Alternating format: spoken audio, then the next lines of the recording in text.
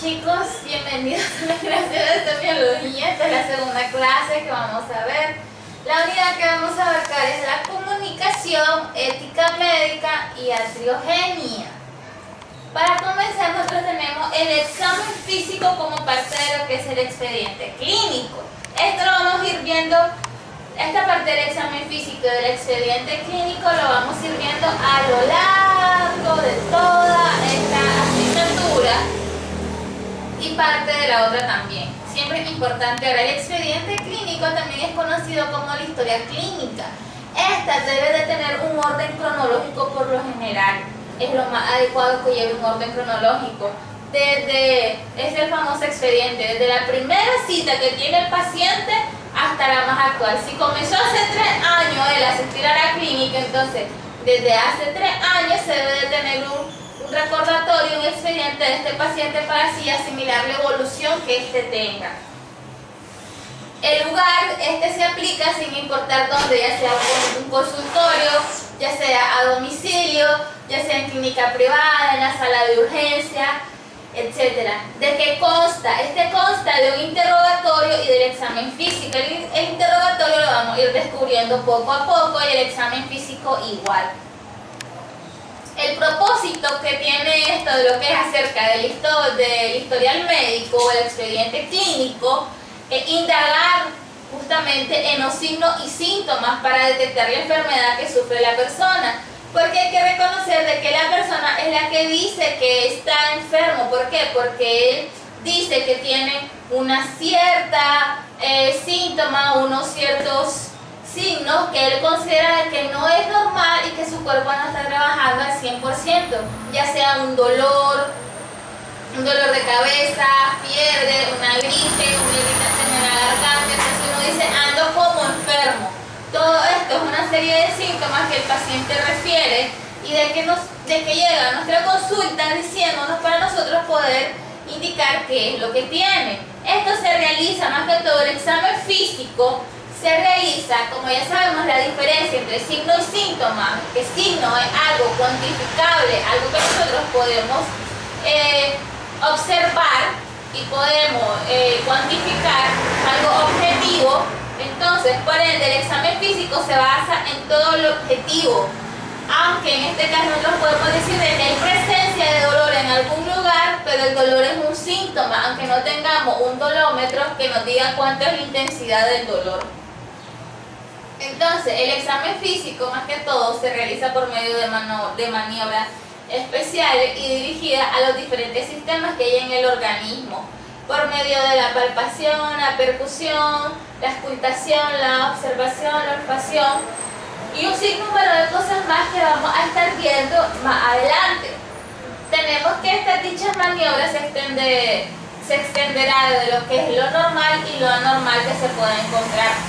Se les va a enseñar en lo que es en esta asignatura lo normal o cómo debe de ser de que el cuerpo humano esté trabajando, pero también se extenderá lo normal. Cuando nosotros no encontramos lo normal, que es lo que esperamos ver en un paciente, y encontramos algo anormal, como por ejemplo fiebre, eso ya es parte de la maniobra. ¿Por qué? Porque al palpar el examen físico sentimos a la persona, tal vez en la frente, en la cara, en los miembros, que está tibio, y si nosotros le ponemos lo que es un termómetro, nos va a indicar la temperatura corporal que tiene. Este es un síntoma y un signo. Hay varios cuadros clínicos que llevan de ambos.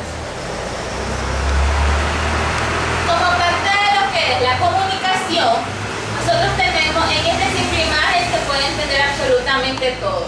El paciente es la fuente del médico que necesita. ¿Por qué es la fuente? Porque él es el que nos va a dar la información necesaria. El mensaje, lo que siente, o lo que le aconseja, o lo que determina, es lo que dice el paciente. Es decir, es lo que nosotros debemos recepcionar de ese mensaje. El paciente nos está dando la información de cómo se siente, desde hace cuánto, qué ha tomado, qué no ha tomado, qué ha hecho, qué no ha hecho. Y en este caso el receptor es él o los médicos que están tratándolo, porque recordemos que cuando se realiza una práctica médica, por lo general el doctor siempre está acompañado de cierto estudiante. Esto se va a ver en el versus. ¿Cuál es este versus? Tenemos un versus de comunicación verbal y comunicación extraverbal por parte del paciente. ¿Cuál es la comunicación verbal? Por medio de las señas que nos hace, me duele aquí, se toca quizás el hombro porque es lo que le duele, y por el dialecto que ocupa. Y también está la comunicación extraverbal. La extraverbal la debemos de tener muy presente al momento de hacer el examen físico, como expresiones, reacciones, emociones, como por ejemplo si el paciente dice que no le duele el estómago, pero al momento de palpar la zona del epigastrio, él presenta dolor y no precisamente nos dijo en la comunicación verbal que tenía un dolor, pero en la comunicación extraverbal, debido a la expresión y a la reacción que él tuvo al momento de la palpación en la zona del epigastrio, presenta dolor, entonces se dice de que es un tipo de comunicación que el médico debe de estar muy pendiente de él. Y tenemos la comunicación en la práctica médica, que consta de lo que es el encuentro al momento cuando está comenzando la presentación, la consulta médica, el interrogatorio adecuado que debe de hacer el médico, el examen físico que se realiza, la evaluación de la conducta en general acerca de lo que dijo el paciente, de lo que obtengo yo por medio del examen físico y de lo que yo pienso que puede ser el problema y el tratamiento que voy a mandar para que usted se mejore. Y por último, la despedida. Ahora vamos a ver cada uno de ellos. En la parte del encuentro siempre es muy importante, recuerden esto, dar el saludo, el nombre, el cargo, las funciones. Es decir, como por ejemplo, el saludo, si es de día, buenos días, si es de noche, buenas noches, si es de tarde, buenas tardes. El nombre, porque el nombre es muy importante, la persona sepa con quién está tratando, el cargo que desempeña y la función. Como por ejemplo, buenos días, soy la doctora Meilin Leiva, soy estudiante, por ejemplo, si soy estudiante de la carrera de medicina del 4º año y estoy acá para hacerle unas preguntas para saber cuál es la causa del que usted nos ha visitado en esta mañana. Ahí le estoy diciendo que le voy a realizar una serie de preguntas, estoy diciendo mi nombre y estoy diciendo el cargo que yo tengo. Este es un problema muy importante, ¿por qué? Porque muchas veces el médico o el practicante o la persona no se presenta adecuadamente. Entonces es muy importante indicar el rango que nosotros tenemos, porque si yo no fuera el estudiante y fuera simplemente la doctora, entonces le digo, buenos días, soy la doctora Leiva, estaré atendiéndole esta mañana, vamos a preguntarle por qué no visita el día de hoy. Entonces simplemente el paciente va a comenzar a saber con quién está tratando. Si está tratando con un estudiante, entonces ya puede decir, y ahí es cuando entra el inconveniente con los estudiantes de que no saben hacer el trabajo por parte de la semiología.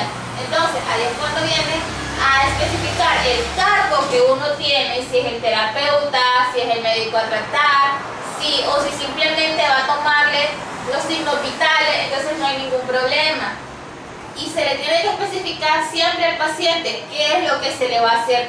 Preguntarle su nombre es muy importante. El momento que él nos diga si se llama Juana, Marta, María, Ezequiel, José, Jairo, Daniel, Henry, lo que sea, recordar el nombre del paciente. ¿Por qué? Porque el paciente así se va a sentir identificado en que no solo es otra persona más, otro paciente que llega a la consulta para ser atendido y lo miremos como una ganancia monetaria. No, el paciente debemos de tratar de hacer empatía con el paciente para que él sienta la confianza de contarnos qué es lo que él siente realmente, porque muchas veces debido a la vergüenza de que le miren alguna parte de su cuerpo o a expresar cómo fue el acontecimiento que llegó a padecer de esa enfermedad, puede estar bastante impactado con esta parte de lo que es la empatía y la confianza que logramos transmitir a lo que es al paciente.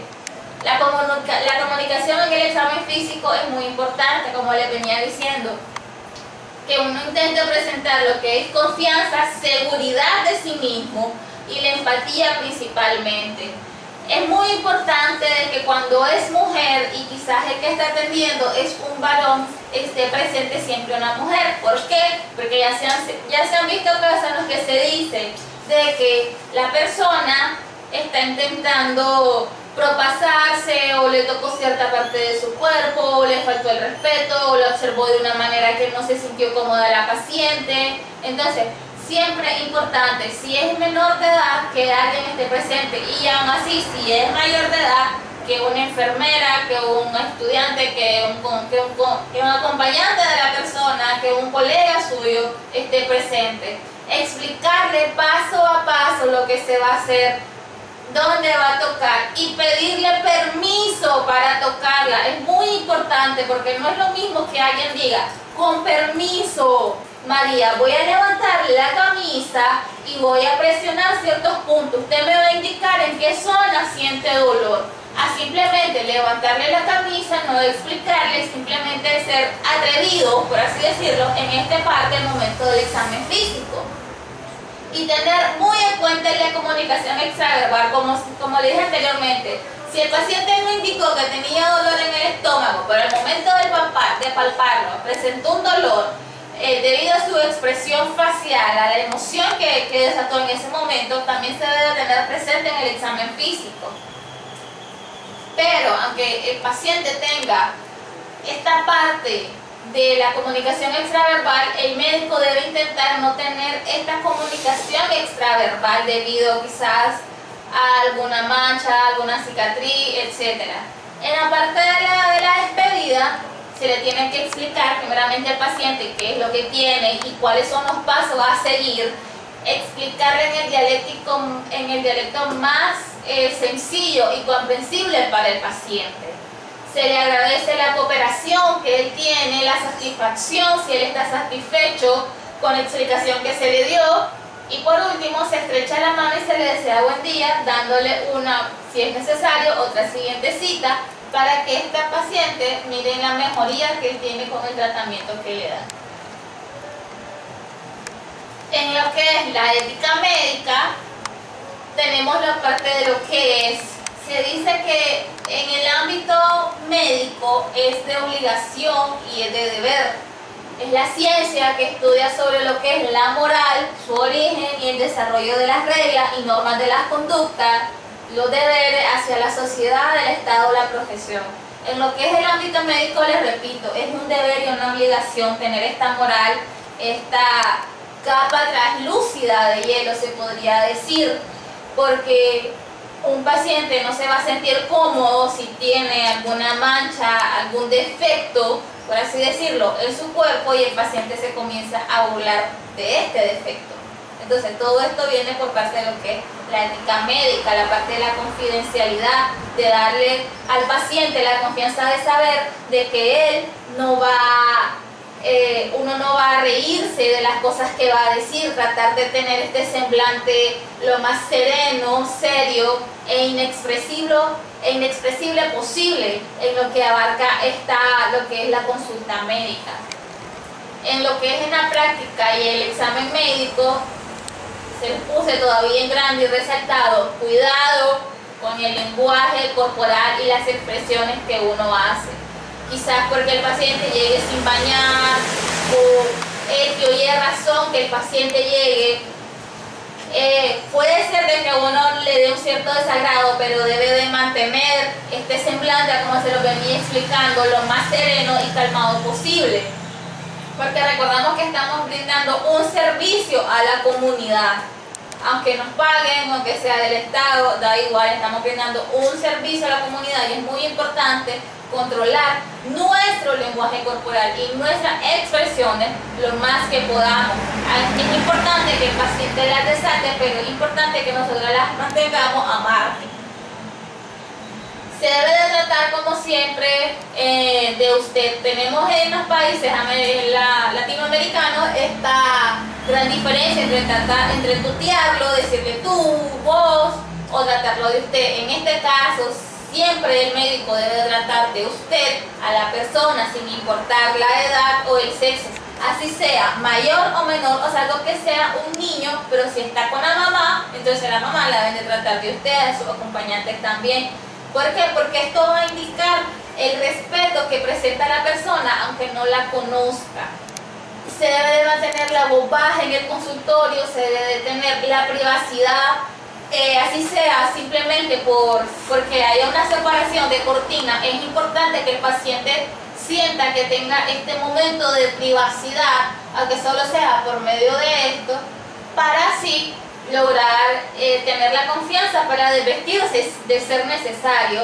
La explicación del procedimiento, como les había dicho antes, es muy importante, y el respeto a nivel jerárquico. Recuerden que muchas veces el respeto a nivel jerárquico es importante. Si yo no sé, porque no es mi especialidad saber qué es lo que tiene esta paciente, porque presenta un cuadro clínico que quizás desconozco o estoy dudando, y le comunico a ella que voy a traer a un colega para que compartamos su caso, y si ella acepta, entonces sin ningún problema voy donde mi compañero y lo traigo. Así sea mi esposo, mi amigo, mi amiga, mi esposa, lo que sea, yo al momento de estar con el paciente no lo voy a tratar de mirar esta chochada o de maje, o quizás de tener este tipo de expresiones. ¿Por qué? Porque estoy faltándole el respeto a él, a mí y al paciente, recordando que estamos laborando, no estamos fuera del ámbito laboral y tenemos un nivel jerárquico que respetar. Así sea estudiante, así sea simplemente un colega, se debe de tener un respeto a lo que es a nivel jerárquico. Doctor, doctora, mire, etcétera. Aún así tengamos la costumbre de tratar a esa persona de vos, en este momento es muy importante saber de que lo podemos tratar de usted, y si lo tratamos de vos o de tú, lo tuteamos, como se suele decir, saber cómo se va a tutear de esta persona para no faltarle el respeto delante del paciente, y que también logre realizar una confianza y una empatía con él. En lo que es la iatrogenia, tenemos de que esto se basa en nada más y nada menos del griego iatros, que significa médico, y del genus, que significa origen, que es aquel que tiene por causa el propósito del médico, el propio médico, perdón, o en un sentido más amplio, el que se deriva de la atención médica. Es decir, el causante es el médico, así de sencillo. Puede ser un insulto, o quizás no a nivel físico, pero sí a nivel psicológico, por medio de insultos, de expresiones, por mala manera de expresarse, como por ejemplo aquellas personas de que quizás tienen cáncer y quizás no tienen mucho tiempo de vida, decirle al paciente si llega a la consulta: ¿qué hace aquí si ya no podemos hacer nada? Vaya a su casa a morir. Como se han visto un sinnúmero de anécdotas que pueden contar los pacientes de cómo son tratados por los doctores o la enfermera, quizás no causan un daño físico en ellos, pero sí causan un daño emocional, porque van ahí buscando ayuda. Como el protocolo de lo que son los estados, por lo general se dice de que todo paciente, sin importar la causa de cáncer ni la etapa, deben de recibir atención médica. Entonces, escuchar a una persona, un doctor, algún terapeuta, algún representante de la salud decir esto es demasiado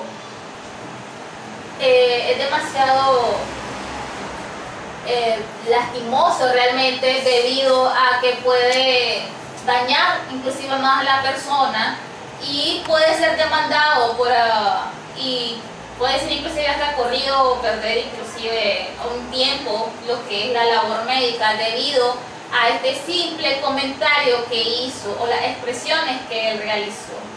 La parte clínica también se puede ver afectada con respecto a la administración de medicamentos. Quizás no sea una buena administración de medicamentos, no es el adecuado. Los exámenes de rutina sin explicación también se verán afectados, como por ejemplo cuando le mandan un examen de la general de tiroides cuando va a procederse a alguna operación, como por ejemplo, y esta persona piensa que padece de la tiroides, pero realmente no es que padece de la tiroides, sino que simplemente son exámenes generales que se realiza a la persona para saber con qué se está tratando, y si no lo sabía, pues tratarlo y posteriormente hacer la cirugía. Como por ejemplo, el lenguaje médico es importante, porque el lenguaje médico, a pesar de que para nosotros es necesario saberlo, como cuando decimos hipertermia, disnea, neoplasia, sarcoma, lupus, leproso, etc., el paciente no muchas veces entiende esto, o simplemente cuando escucha es un tumor, el paciente piensa que es cáncer y que se va a morir y que le queda poco tiempo, cuando quizá es un tumor benigno, como por ejemplo un lipoma, como por ejemplo puede ser un mioma pequeño, etcétera. Entonces, este lenguaje médico, este tipo de expresiones que uno realiza, que más adelante las van a ver y que ya hay una parte que han aprendido por medio de patología, entonces se debe tener cuidado y en explicarle al paciente lo más entendible posible. Así como él nos dice, me duele el estómago, en el expediente clínico no se va a poner me duele el estómago, no, a eso se le denomina gastralgia. Paciente expresa tener gastralgia desde hace 3 días, como por ejemplo. Entonces, aunque nosotros debemos de tener y conservar el lenguaje médico y expresar lo que es el expediente, al paciente se le debe explicar en el lenguaje más técnico y entendible posible para él. Por último, se dice desde que en la antigüedad ha existido la preocupación de que el médico, lejos de curar o mejorar al paciente, consiga lo contrario, como lo atestigua lo que es el clásico apotegma latino, que dice primum non nocere, que significa primero no hacer daño. Esa es la primera meta que se tiene presente al momento de cualquier terapeuta o representante de la salud.